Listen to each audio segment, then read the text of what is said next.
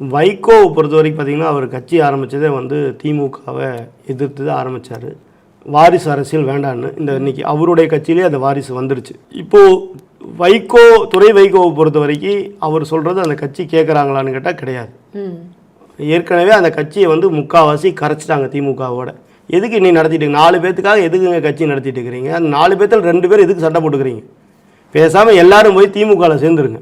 இப்போ மல்லை சத்யாவை வந்து வெளியேற்றணும் அப்படிங்கிறதுக்கு இருக்கிறதே 4 பேர் தாங்க. வைகோ, மல்லை சத்யா, அப்புறம் வைகோ, இன்னும் 2 பேர், அவ்வளோதான் இருப்பாங்க. அது கட்சி தவிர வேறு யார் நிர்வாகி இருக்காங்கங்க? எல்லாரும் திமுகவில் இருக்கிறான். திமுகவுடைய எப்படி வந்து கம்யூனிஸ்ட்டு விடுதலை சிறுத்தைகள்லாம் அப்படி காலை நக்கி அறிவாலி வாசலில் பிச்சு எடுத்து கட்சி நடத்திட்டு இருக்கிறாங்களோ அதே மாதிரி தான் இன்றைக்கி வைகோவும் இருக்கார்.